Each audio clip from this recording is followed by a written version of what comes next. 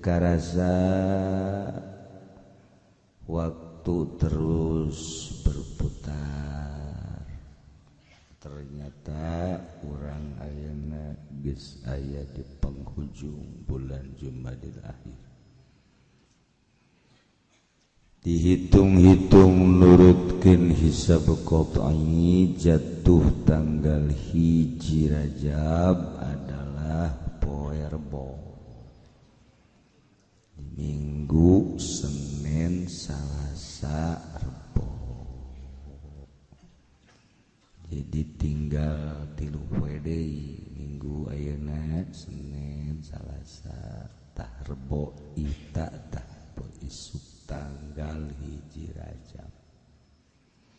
Asal geus Rajab bae rawah libur deui ngaji Ramadan. Satahun nu kurang kadenge sababaraha jamaah nu dibacakeun Fatihah baralik ka lemburna masing-masing. Ieu ge urang nu arayakeun poa minggu hareup di Fatihahan, boa bulan hareup di Fatihahan teh. Tah geus tinggal salengkah heudeung. Kuari menyebutan batu, oh manganu pae, manganu maot, engke mesi eta ge pae.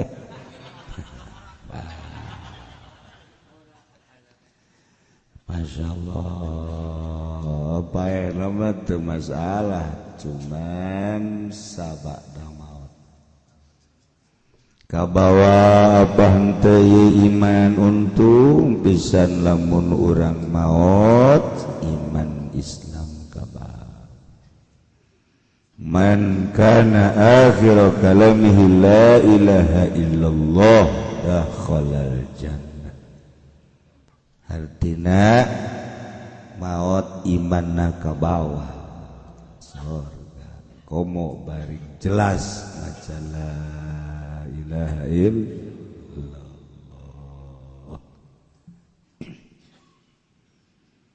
Geus kitu urang nu paling peuheur di jero kubur. Amal urang ngajogrog kadeuleu engke mah mun bagus atuh kasep segit, mun goreng atuh goreng nya baunya hideung. Eta inggis dibentuk-bentukeun di kuburan ieu saha nyana gagali bedan bae deui teu daek ini ti urang guguli bedan. Sia ieu tatu ka ditu jejore moal sebab kula mah maneh. Ih sia mah kula maneh. Ih sagedeung deui malaikat pun karena nakir bakal nanya mau modem. Aduh. Tekebal bener malaikat munkar nakir nanya teu bisa cara sekolah SD dihafalkeun heula ti kuari teu bisa.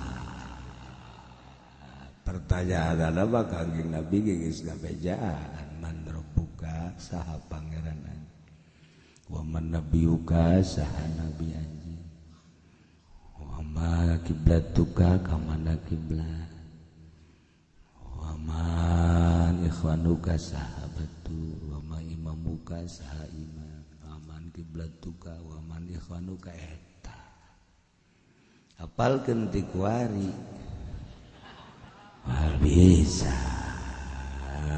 sebab nu ngajawabna amal urang. Lamun bisa dijawab ti kuari mah dihafalkeun ya di WA atuh malaikat. Inilah jawabannya. Teu beres. Cek malaikat di podem mah paes ya kuai. Ya Allah ya Karim sigarana. Teh ieu urang nu mantap gaju karumpul di dieu geta roh urang hayang supaya terbuka. Coba hayang nempo ka alam nu pibakaleun urang, hayang nempo urang kumata hate.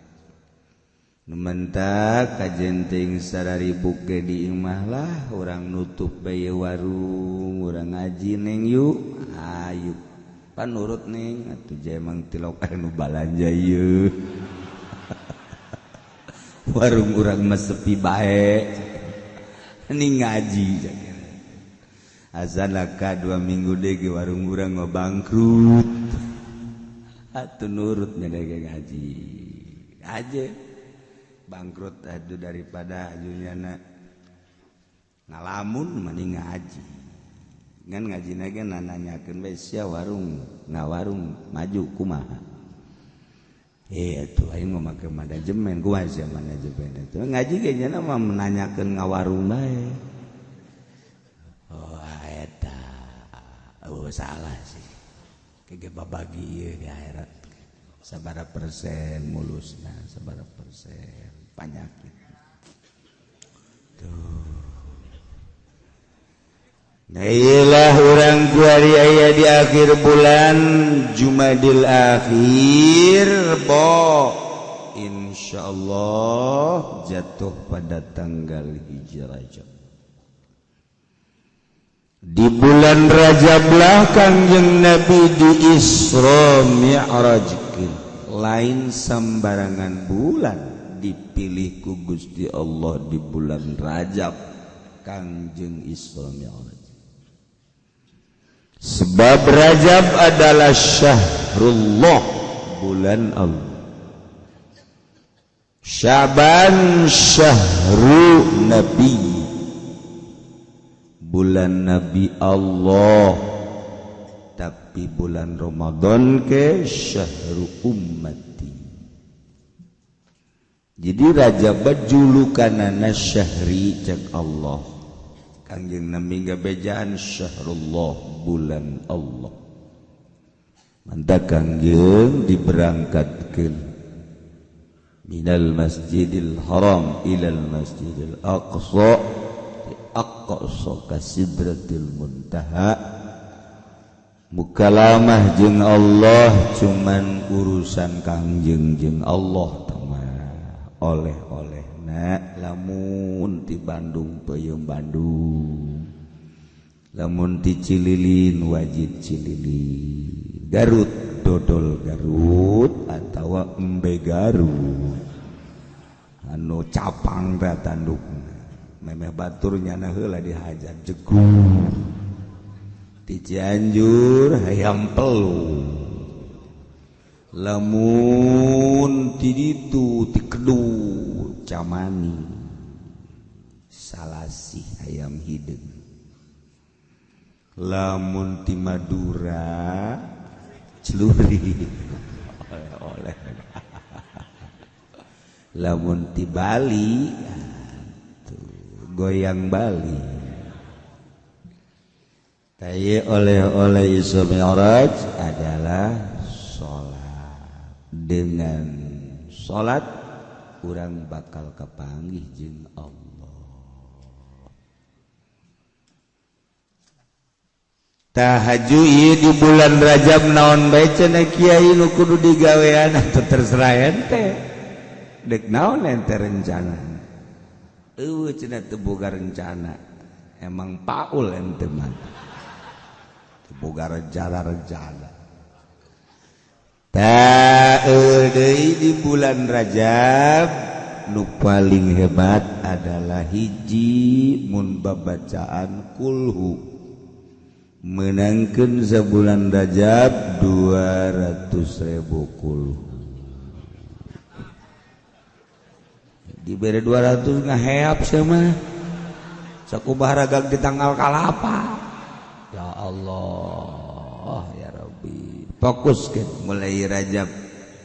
Tasbih kencengan, kurang hayang nyaho coba awak wae dipajak pakai maca kulhu coba ya. Hayang nyaho coba jangan nonton bola mah kuat, nonton TV kuat. main koprok gaplein kuat ya. Kadang-kadang main catur tim maghrib ke subuh kuat. Coba waing pakai maca kulhu nyaho coba aing. Menang 2 jam teh ngahep-hep.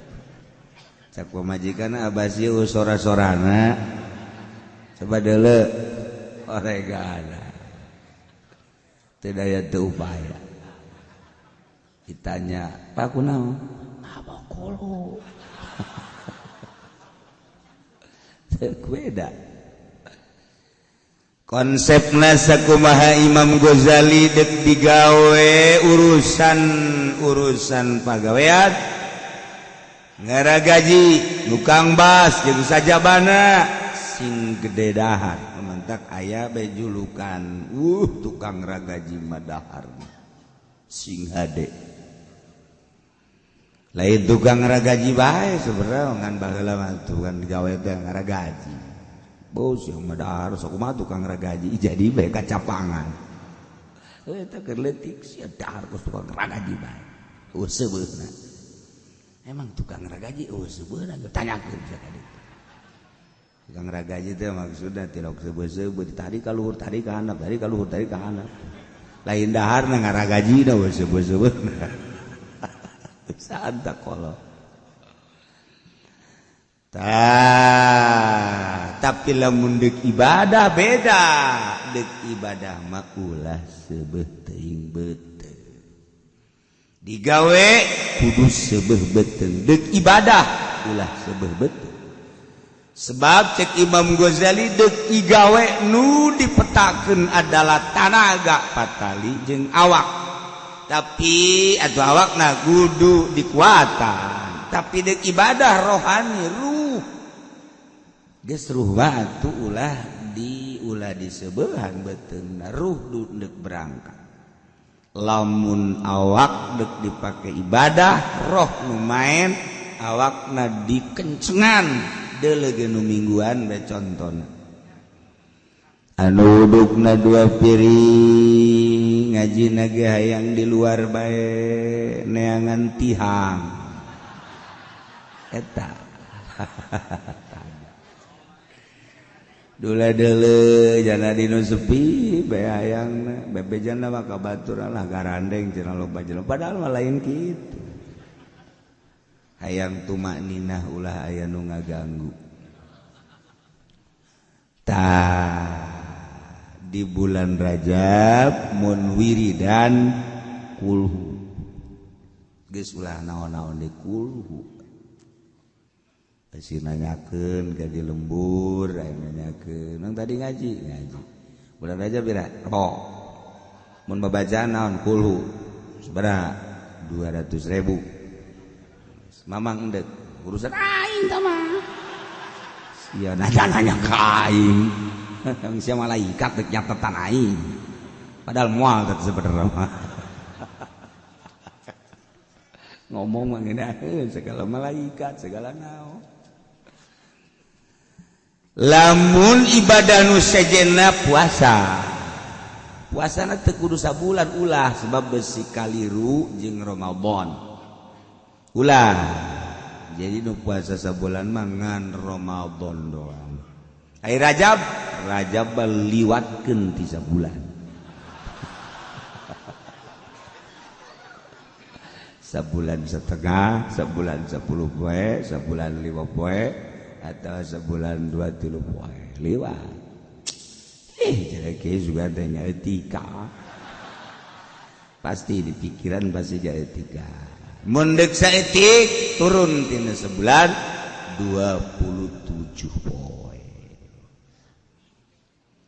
Kanjeng Nabi man shoma as-sabi'a wal 20 min Rajab sajelema nu puasa tanggal 27 Rajab kataballahu lahu shauma sittina bakal dicatat ku Gusti Allah nilaina sarua jeung puasa 60 tahun urang umur 60 tahun ku puasa Rajab berarti sapoe-sapoena urang boga nilai puasa.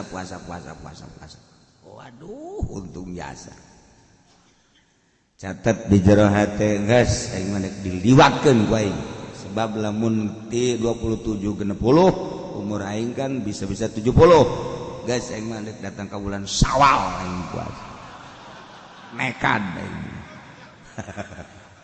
eta karek hebat nekad eta dongkos kitu boro-boro dadang ka Syawal cenah kiai 27 bisa teu dikurangannya bisa asal ganjil namun teu 27 25 bisa teu kurang kan bisa 23 kurang bisa kan 2 tiji namun 2 hiji teu kuat lantaran kula mangojek 17 kula mah cenah ngawarung ka pasar 13 kula mah karyawan kiai sibuk 7 poe saminggu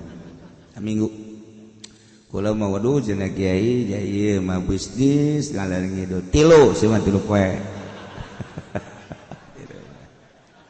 aduh kula mah tempat sehat cenah awak sapoe sia mah geus sapoe bae rebo bae geus aduh cenah kiai sapoe ge asa teu datang ka lohor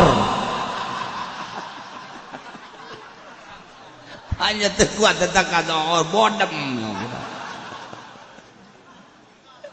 kira-kira nawar keneh bae siapa bener gegedena moal puasa bae buru aduh ya Allah ya Rabbi ieu Kangjeng Nabi mempromosikeun ka umatna hiji abeh nilai-nilai puasa Rajab kaeusikeun ka umur-umur urang kurang kumaha deui Kangjeng Nabi masyaallah rahmatan lil alamin dengan puasa 27 poe tapi nilai sarua jeung 60 tahun.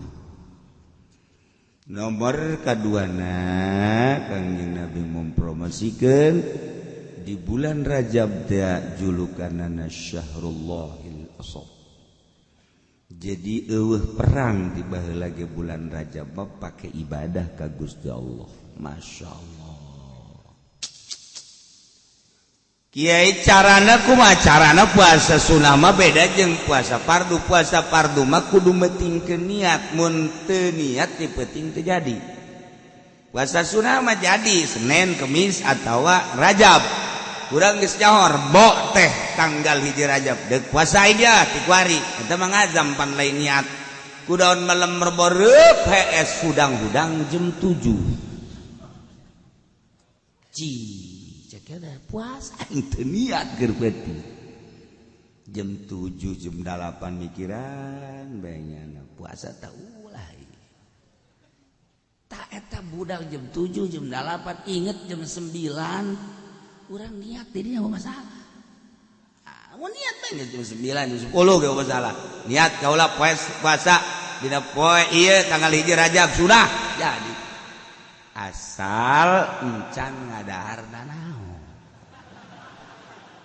darah naon bisa di atas. Kumaha mun poan jam 7 ngawuduk ngupat, aja ngopi segelas ngerokok. Garak inget tanggal 1 Rajab niat puasa bodem teman. Ya puasa geus boh. Puasa geus jebeg. Teu bisa. Syarat can ngadaharna naon can minum na ieu bisa diniatan ku urang puasa sarua jeung nu ti peuting niat geus dicaritakeun puasa sapoe-sapoena ganjaranna geus sering ieu mah nu 27 bae urang ngadoa ka Allah mudah-mudahan urang kabehan dibere sararehat dibere daek ngalaksanakeun ibadah ka Gusti Allah boh puasana boh mazakulhuna eueuh deui nu diharepkeun iwal ti hayang menang ridho Allah Subhanahu wa taala mudah-mudahan urang kabehan dipikari ridho ku Gusti Allah lamun Allah geus ridho radhiyallahu anhum wa radu'an zalika liman khasyya rabb di akhirat urang di bawah bendera Kangjeng Nabi urang Kangjeng Nabi Muhammad sallallahu alaihi wasallam komo nungis kolot buah datang buah mual ka raja baheureuh bahkan pamajikan geus ngomong bae bapak lu kayaknya enggak nyampe nak abah enggak nyampe kayaknya ke Rajab depan cak anaknya jangan-jangan Rajab mah Syawal juga tahu kelihatan dibengek begitu jadi boro-boro malaikat anak-anak lagi guys rada tideuleun lain deui Quran udah nggak kebaca ya. Kalau baca Quran aja pakai kaca tapi kalau lihat cewek mah bapak aja enggak kayaknya matanya cekas kalau lihat cewek mah bapak lu memang begitu dari dulu jelalatan matanya dua keranjang matanya maca Quran mah jangan kaca kade tasal kaca teu kabaca teu deui heran ini awalnya mah keur make kaca ge kaca dibuka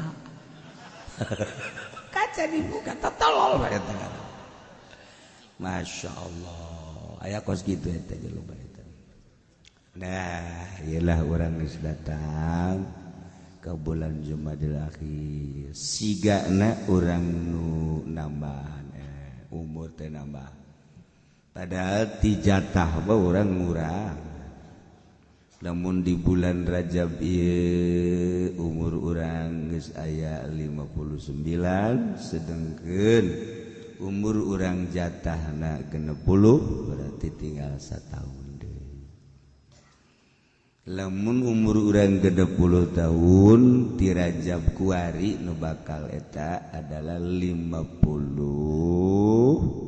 tahun 11 bulan berarti sabulan deui 59 tahun 11 bulan lamun pas Rajab bakal ngapae Rebo umurna 60 kuari umurna 59 tahun 12 kurang 3 poe jadi berarti pas Rajab geus geran leuan kuburan ayo silaturahmian babaturan ampura emang enak aja payah sana ini Rajab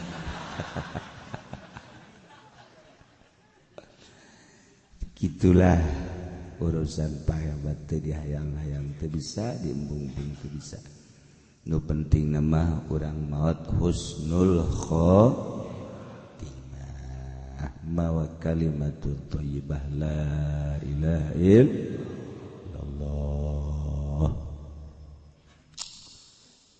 kula masuk ngabayang-bayang deui lamun jelema maot kafir angkleng-angklengan di neraka di kulub wates wangana masyaallah kan terus we harapan kana dikaluarkeun nu maot kafir bawas maot musyrik murtad munafik naudzubillah min ai kitu bah mawa iman sanajan di kulub di sate dikerebek-kerebek aya harapan jaganing gitu tapi lamun murtad musyrik kafir munafik naudzubillah min dzalik geus dikuncian lawang neraka nyana terus harapan gogolotrokan bayangkeun coba masyaallah bantak jaddidu imanakum bila ilaha illallah perbaharui iman dengan baca la ilaha illallah unggal manta salat tilu baca jang tajdid supaya iman anyar deui sebab jelema biasana resep kanu anyar gitulah kita hankan Zaid garong begitu nu digarongna adalah Khalid setelah benangku negara di sidang di meja hijau di kejaksaan ternyata aya pangampura ti pihak korban. Khalid bae dibunuh ku Ki Zaid, keluarga Khalid ngampura. Kan bisa dua jalan kamari ge, bisa langsung paehan deui, bisa dihampura dengan bayar dia.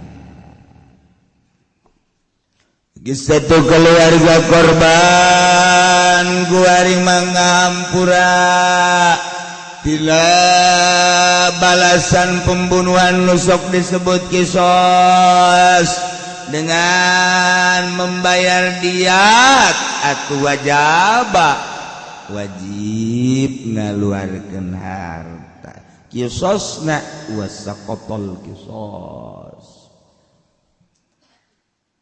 bunuh Ki Zaid eta keur carita kisos kan cek tadi ge wa qatlul qati' yughallabu fihi ma'nal qisas wa fi qaulin al-had.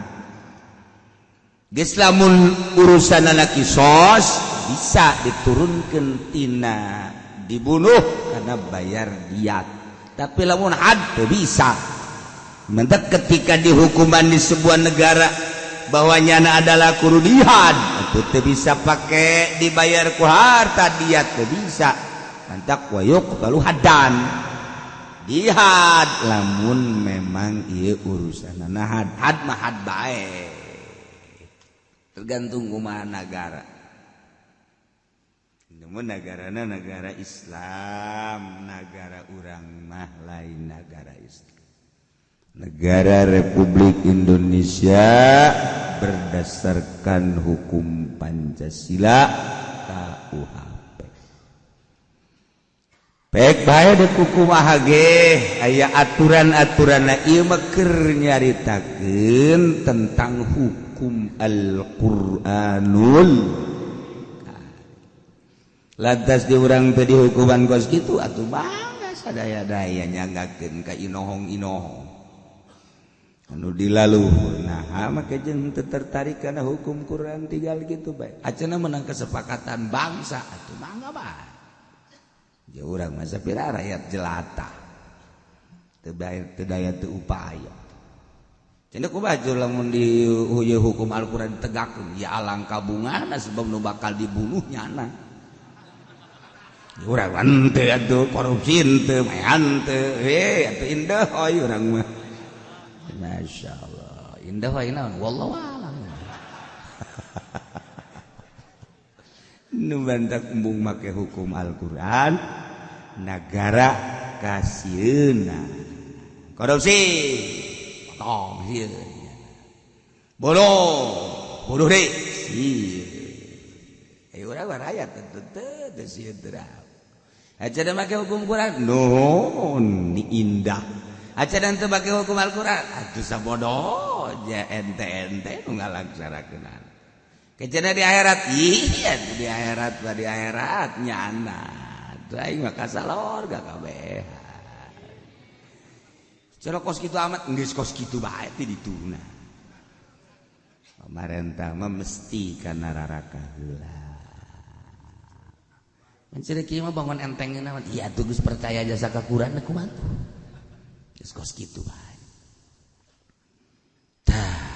Tak sing hararade hirup salamet ke diri urang eueuh nu nyaah ka diri urang iwati urang kunaon lai kabeulem ku korek api jojolotoan ai prak urang teh ngagejeburkeun maneh lolonja ka neraka jahanam pacira iraha lolonjan eta jadi lurah keur lolonja ka jahanam jadi camat jadi bupati bang geus lain lolon jadi KM nanya gubernur RI 1 batama lain KM nu boga jahanam ieu teh maksudna kumaha cenah kitu amat hati-hati si gade nu dedeh jeung nyaah ka awak urang iwal ti urang tuh masyaallah. Nah geus urang mah dongeng-dongeng hukumna tulana dilaksanakeun teh tuh nyaho-nyaho heula. Polisi ge barang geus nyaho mah nyana ngarented-rented. Kos kitu cenah hukum Quran. Kok lain lagi sama hukum priwit, lain lah. Hukum priwit.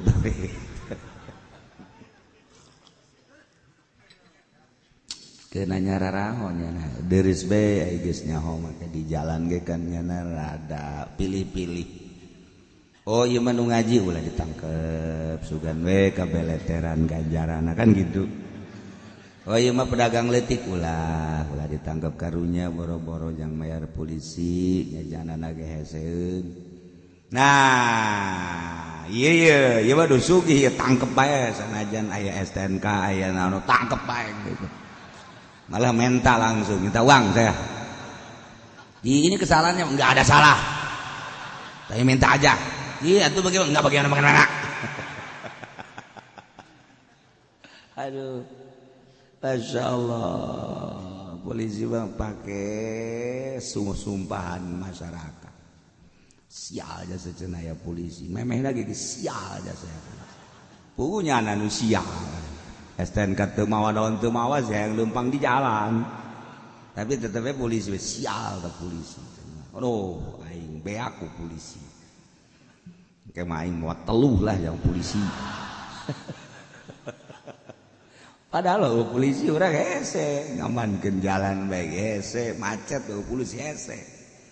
Polisi lamun niat ibadah kudu ganjaran. Kudu jasa sama ganjaran geus lillahi taala nya. Macet geus teu kudu dititah dibere duit lah bangsa 1.000 embung kecuali kadeuleu bangsa 100.000. Nah ini boleh. Sagala rupa ge horeng kumaha niatna urang digawe. Jadi pemerintah niat ngararapih mah atuh gede ganjaran. Itu jadi polisi niat ngamankeun watuh gede jasa ganjaran. Cak Kangjeng Nabi boro-boro utar atur di jalan ngarapih-rapih perjalanan imatatul adza fi thariq non micen penyakit-penyakit di jalan, gangguan-gangguan di jalan eta teh gede jasa ganjaran. Paku di jalan singkirkeun besi katabrak motor ke maduh cucuk di jalan. Aduh, cucuk besi budak palol maka sepeda kempes eta ganjaranna gede. Oli di jalan ieu oli kumaha lamun naik motor ke ti polese dikumbah dipel ku jana. Ulah jara orang Batak, waduh malah jalan di Pakuan. Orangnya ada boga bengkel di ditu. Sial ta Batak. Atuh, sakumaha nu ngabesan ban, barang retus bae oreng nang nyana. Masyaallah, kadzaliman kos karar itu. Dasar Batak. Saware tapi aya mun teh kitu. Nah, walau qatala lamun Zaid ngabunuh Nabi Muzaqqalin maka alat berat eta poila bimi kudu dibunuh deui sakumaha ngabunuhna nyana au biqati udwin ada ngabunuh megatkeun anggawata sarua poila bimi orang dedengian teh masyaallah gari ngabunuh teh geus pugu ai make belati make golok mah kuari mah ngabunuh dicacagan diasupkeun ka karung anak embe mah eleh diasup-asupkeun masyaallah kebiadaban jelema pohara luar biasa. Nah iya lamun ngabunuh seperti eta lakukan pembunuhan terhadap pelaku seperti eta deui bae. Di akhir zaman orang dedengan pembunuhan Masya Allah ku gara-gara anak embe dibunuh, gara-gara anak kotok dibunuh, gara-gara HP ya Karim HP Masya Allah terbunuh gara-gara urusan utang piutangan saukur 100-200 ribu terjadilah pembunuhan. Ainu korupsi di negara miliaran triliunan aman-aman saja. Ya Allah ya Rabbi kosielah hukum negara anu lain make aturan Al-Qur'anul Karim. Sabodo tamanya.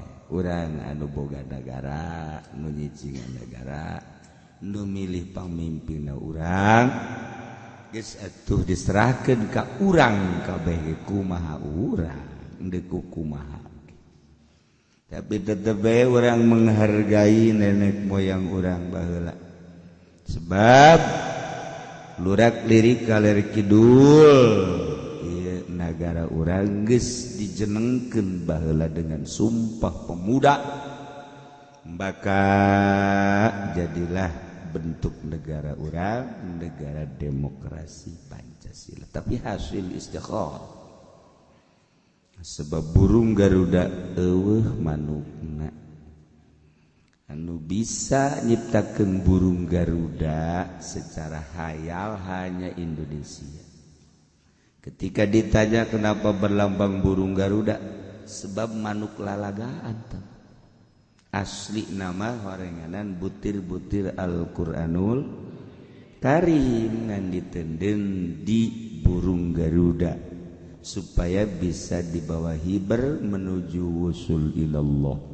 Di jerona indah ketuhanan yang Maha Esa, kemanusiaan yang adil dan beradab dan lain-lain sebagainya. Lambang lagi di jerona pohara, lamun kurang ditaliti satu persatu.